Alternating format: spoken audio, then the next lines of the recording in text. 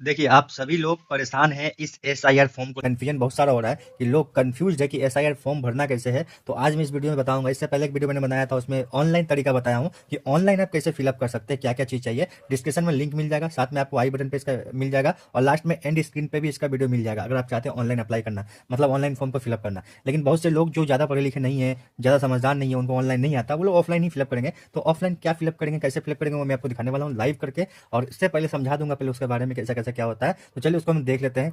चलिए देखते हैं फिर कि कैसे काम करेगा। ये देखिए, ये फॉर्म देखने में कुछ ऐसा आपको दिखेगा। इसमें जो इंपॉर्टेंट चीज़ है आपको समझ में आएगा। जो तीसरा नंबर पॉइंट्स है वो आपको बहुत खतरनाक लगेगा। वो कैसे क्या फिलअप करना है, ध्यान देना है। देखिए, अलग अलग भाषा में इसमें आ सकता है, हिंदी में हो सकता है, इंग्लिश में हो सकता है, बंगाली में हो सकता है। बहुत से लोगों को बंगाली में कन्फ्यूजन हो रहा है, तो कोई दिक्कत की बात नहीं, बस खाली भाषा चेंज है, बाकी जो भरना है सब कुछ सेम है। तो आप इंग्लिश में फॉर्म फिलअप कर सकते हैं, ठीक है, ध्यान रखिएगा। तो चलिए हम शुरू करते हैं अपने सबसे पहले टॉपिक को। तो उससे फॉर्म फिलअप करने से पहले हम समझा रहे थे कि ये जरूरी क्यों है, इस बार ध्यान रखिएगा। ये जो एसआईआर हो रहा है, ये लाइफ में पहली बार नहीं हो रहा है, ये 1951 में हो चुका है। देखिए, आपको साफ साफ लिखा हुआ है, मतलब लगभग 8 बार अभी तक हो चुका है एसआईआर। 1951 से शुरू हुआ है, 2004 तक लास्ट ये हुआ है, राइट, ध्यान रखिएगा। और ये 21 साल बाद बैक हुआ है, तो इसलिए ये लेटेस्ट एसआईआर है। तो इसको आप लोग जरूर इसको पूरा करिएगा, ध्यान रखिएगा। इसको पूरा करने का मतलब क्या है, मतलब ये क्यों जरूरी है एसआईआर। तो क्लियर भाषा में लिखा है कि लॉ के हिसाब से जब भी कोई वोट होता है तो उसको ठीक ठाक करने के लिए ये एसआईआर करना पड़ता है। एसआईआर का मतलब सिंपल ये है कि जो डेथ हो चुका है, कोई मर गया, उसका वोटर कार्ड अभी भी एक्टिवेट है, उसको डीएक्टिवेट करना। कोई घुसपैठिया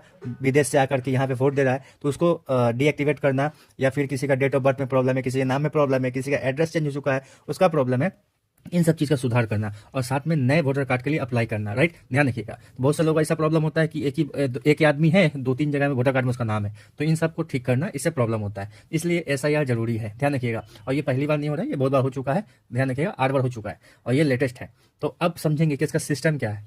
आपको देखिए, ध्यान से देखिए, 1 नंबर में दिखा रहा है प्रिंटिंग एंड ट्रेनिंग, जो 28 अक्टूबर से लेकर के चालू हुआ था, 3 नवंबर तक चला। मतलब आपको जो फॉर्म मिला होगा फिजिकली, वो प्रिंट करके मिला ऑलरेडी, आपको अलग से प्रिंट नहीं करना पड़ा। तो इसीलिए इसमें जो टाइम लगा, ये 3 नवंबर तक टाइम दिया था। उसके बाद घर घर में जा करके जो फॉर्म फिलअप का सिस्टम चला है, जो उसका बीएलओ ऑफिसर है वो आया है, तो ये 4 नवंबर से 4 दिसंबर तक चलेगा। ध्यान रखिएगा, आपका फॉर्म भरने का लास्ट डेट है 4 दिसंबर, ठीक है, इस बात का ध्यान रखिएगा। 4 दिसंबर तक टाइम मिलेगा इस तरह से। उसके बाद जैसे 4 दिसंबर का फॉर्म फिलअप करिएगा, तो 3 नंबर पॉइंट में देखिए, publication of draft electoral rolls, मतलब एक लिस्ट जारी किया जाएगा, लेकिन ये फाइनल नहीं होगा। ये जस्ट एक ट्रायल लिस्ट होगा, जिसमें जितने भी सब ठीक ठाक हुए उसका नाम रहेगा। और जिसका नाम नहीं आ रहा है, ध्यान रखिएगा, मान लीजिए आपका वोटर कार्ड है, आपने सब फॉर्म फिलअप भी कर दिया, लेकिन जो 4 दिसंबर के बाद जो फॉर्म रिलीज होने वाला है, मतलब 9 दिसंबर को रिलीज होने वाला है जो फॉर्म, उसमें मतलब वो लिस्ट, उसमें अगर आपका नाम नहीं आ रहा है या आपके किसी फैमिली का नाम नहीं आ रहा है, तो ध्यान रखिएगा, उसको सुधारने का टाइम आपको मिलेगा। तो उसके अंदर आपको टाइम मिलेगा, मतलब आपका जो बीएलओ होगा उससे कॉन्टैक्ट करना पड़ेगा।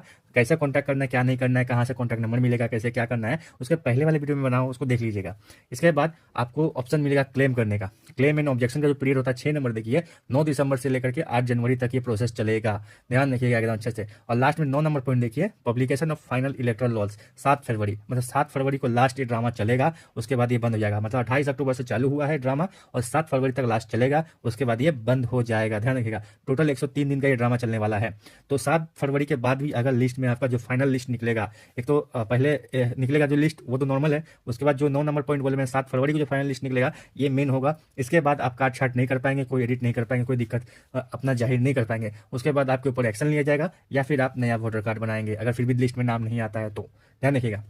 इसके बाद यहाँ पे देखिए, इससे पहले जो भी हुआ था एसआईआर, तो कुछ कुछ स्टेट्स में हुआ था, तो यहाँ सब स्टेट्स का नाम दिया हुआ है। कुछ और भी स्टेट्स है जो मैंने आपको नाम यहाँ पे दिखाए नहीं है, लेकिन और भी पहले हो चुके हैं। देखिए, ऐसे है अंडमान निकोबार, छत्तीसगढ़, गोवा, गुजरात, केरला, लक्षद्वीप, मध्य प्रदेश, ये सब है। यहाँ भी हो चुका है, पश्चिम बंगाल में पहले भी हो चुका है, 2002 में। लिस्ट देखिए, 12 नंबर में दिखा रहा है, ठीक है। अब कुछ फॉर्म आपको कुछ ऐसा दिखाई देगा, जो फॉर्म मिला होगा अलग अलग भाषा में हो सकता है, किसी का उड़िया, किसी का अलग अलग भाषा में, किसी का बंगाली, किसी में हिंदी, किसी में इंग्लिश में मिला है। तो दिक्कत की बात नहीं, फॉर्म आप सिर्फ इंग्लिश में भी भरेंगे तो चलेगा। लेकिन लास्ट का जो पॉइंट है ना आपका, मैं अगर मार्क करके आपको दिखाना चाहूँ, यहाँ पर ये वाला जो लाइन है, ये लास्ट वाला, ये इंपॉर्टेंट है, नीचे वाला, कि इसमें यहाँ पे इसमें क्या भरना है, फिर इसमें क्या भरना है, इन दोनों में दिक्कत है, उसी को मैं स्पेशल बताऊंगा। बाकी तो सब ठीक है। और ऊपर में जो भरा हुआ है यहाँ पे देखिएगा, इस जगह में ऑलरेडी भरा हुआ है, फोटो तो लगा आपका, तो दिक्कत की बात नहीं है। अब हम लोग समझेंगे नेक्स्ट के कैसे क्या करना है। तो सबसे पहले जो ऊपर का भाग होता है, ऊपर के भाग में आपको दिखाई दे रहा होगा इस तरह का, ये सब ऑलरेडी फिलअप हुआ होगा आपका। आपका यहाँ पे प्रिंटेड नाम और एड्रेस रहेगा, serial number, part number, AC number, QR code लिखा रहेगा, फोटो प्रिंटेड रहेगा, एक नया फोटो प्रिंट करने का एक जगह दिया जाएगा आपको, ठीक है। ये तो पहले से रहेगा, सबसे ऊपर वाला पार्ट, ठीक है, ये आपको फिलअप नहीं करना पड़ेगा। सेकंड पार्ट जो आता है, यहाँ पे डिटेल्स आप देखिएगा, तो यहाँ पे आप कुछ डिटेल्स आपको देंगे देखने के लिए।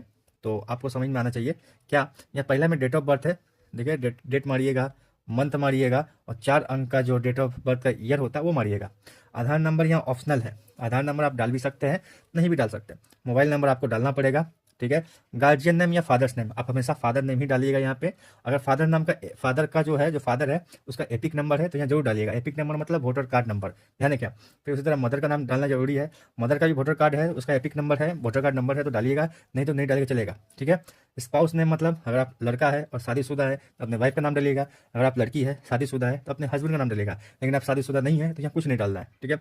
अगर आपका हस्बैंड या वाइफ जो भी है उसका वोटर कार्ड नंबर है तो यहाँ डालना है, या फिर नहीं है तो नहीं डालना है। ये सबसे इजी प्रोसेस था। फर्स्ट वाला ऑटोमेटिक, ये वाला जो था फर्स्ट वाला ऑटोमेटिक फिलअप रहता है, सेकंड वाला आपको फिलअप करना पड़ेगा और थर्ड वाला भी आपको फिलअप करना पड़ेगा। और थर्ड वाला में ही बहुत इंपॉर्टेंट चीज़ है, आपके सामने दिखाई दे रहा होगा जो कि इंपॉर्टेंट बता रहा हूँ। यहाँ पे देखिएगा, ये जो बायां वाला पार्ट है ये इंपॉर्टेंट है बहुत ज़्यादा, बहुत लोगों को कन्फ्यूजन हो रहा है। और ये जो दायां वाला पार्ट है ये भी इंपॉर्टेंट है, लेकिन बहुत ज़्यादा इंपॉर्टेंट नहीं है। तो समझते हैं पहले बायां वाला पार्ट को कि हम लोग कैसे इसको क्या करना है। सबसे पहले यहाँ पे ध्यान दीजिएगा, इस जगह में इस बायां वाला पार्ट में बता रहा हूँ कि क्या करना है।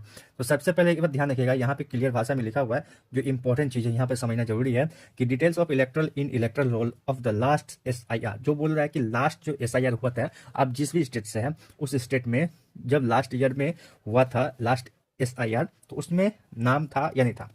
एग्जाम्पल, अगर आप अपना खुद का फॉर्म ये फिलअप कर रहे हैं, आपके नाम पे फिलअप हो रहा है, तो आपको पता होगा कि आपका वोटर कार्ड कब बना था, और जब बना था, हैंड ओवर हुआ था, तो क्या उस समय SIR जब हुआ था तो आपका नाम था। तो सिंपल बात, मेरे केस में देखिए, मेरे स्टेट में जो मैं वेस्ट बंगाल से हूँ, तो मेरे केस में 2002 में लास्ट SIR हुआ था, लेकिन 2002 में तो मैं बहुत छोटा था, मेरा वोटर कार्ड ही नहीं बना हुआ था। जब मेरा वोटर कार्ड बना ही नहीं था तो कहाँ से उसमें आएगा, ये लॉजिक समझ में आया।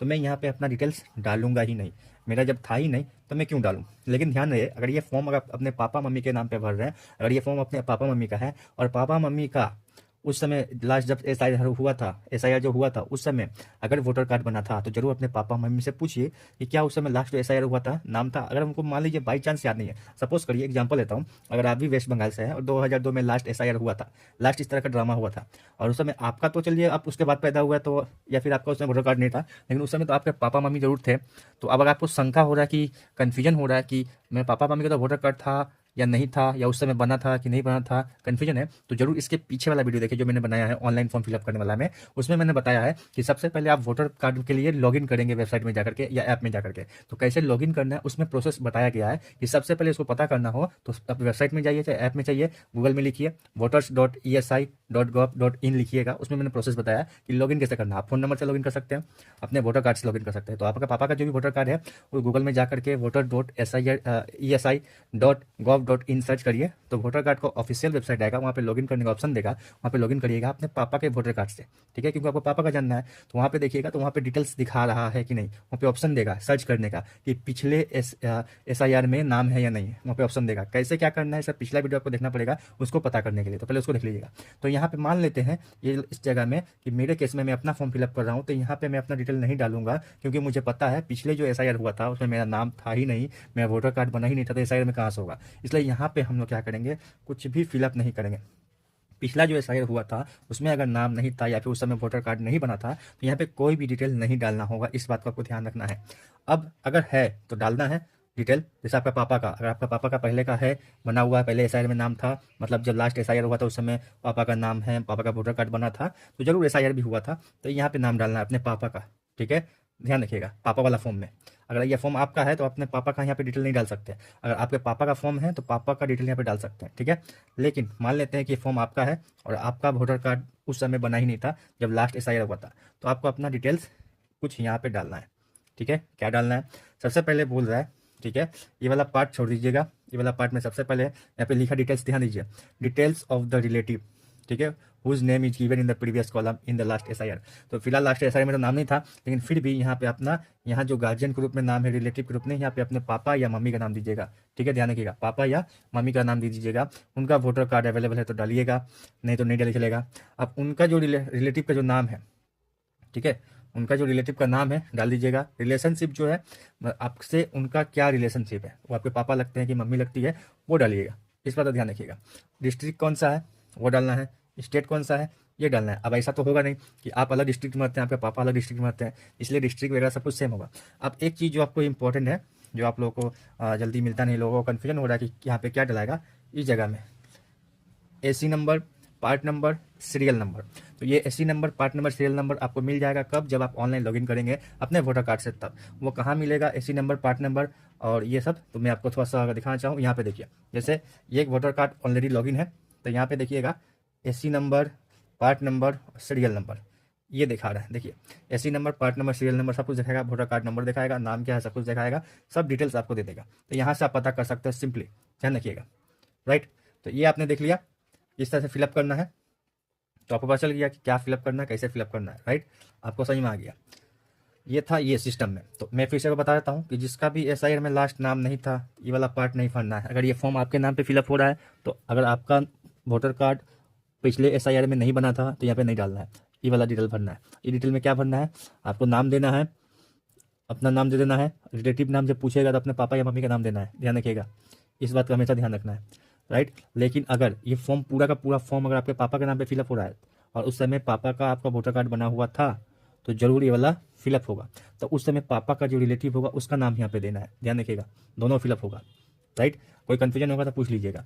अब इसके बाद कुछ में बोल रहा है कि साथ में एक डॉक्यूमेंट देना पड़ेगा। डॉक्यूमेंट को लेकर बहुत हलचल मचा हुआ है। एक बात ध्यान रखिएगा, आधार कार्ड लगभग अभी नहीं चल रहा है, ठीक है, आधार कार्ड को बहुत ज़्यादा वैल्यू नहीं दिया रहा है। इसके अलावा आपको कोई भी आइडेंटिटी कार्ड है, सरकारी हो तो भी चलेगा, प्राइवेट आइडेंटिटी कार्ड हो तो भी चल सकता है, या फिर कोई डॉक्यूमेंट है, एड्रेस प्रूफ है या बर्थ सर्टिफिकेट है तो भी चलेगा, पासपोर्ट है तो भी चलेगा, 10th class, 12th class, graduation pass certificate है या रिजल्ट है तो भी चलेगा, कोई परमानेंट एड्रेस है तो भी चलेगा, कास्ट सर्टिफिकेट है तो भी चलेगा। ठीक है, ये सब प्रूफ है, कोई भी एक दे दीजिएगा तो चलेगा। आधार कार्ड भी चलेगा लेकिन बहुत ज़्यादा ये नहीं है। 12 नंबर पॉइंट में देखिए बहुत इंपॉर्टेंट इसको नहीं दिया गया है, इस बात का बहुत ध्यान रखना है। और ये कुछ ऐसा ऑनलाइन लॉगिन करने के बाद यहाँ डिटेल मिल जाएगा, तो समझ लीजिएगा। तो आशा करता हूँ आप लोगों को समझ में आ गया कि कैसे फॉर्म को फिलअप करना है। जो लास्ट वाला इंपॉर्टेंट था वो बहुत दिक्कत वाला चीज़ था, इसलिए मैंने बताया। और AC number, part number, serial number कहाँ से मिलेगा वो भी मैंने आपको बता दिया। पिछला वीडियो मैंने जरूर देख लीजिए, इसमें ऑनलाइन तरीका बताया हूँ। अगर इस सब होच पोच वाला सिस्टम नहीं चाहते हैं, माथा पेची वाला सिस्टम नहीं चाहते हैं, तो मेरा पिछला वीडियो देख लीजिएगा। राइट, पिछला वीडियो मैंने बनाया था ये ऑफलाइन के ऊपर में, वो ऑनलाइन के ऊपर में था पिछला वीडियो में, उसमें देख लीजिएगा तो आपको समझ में आ जाएगा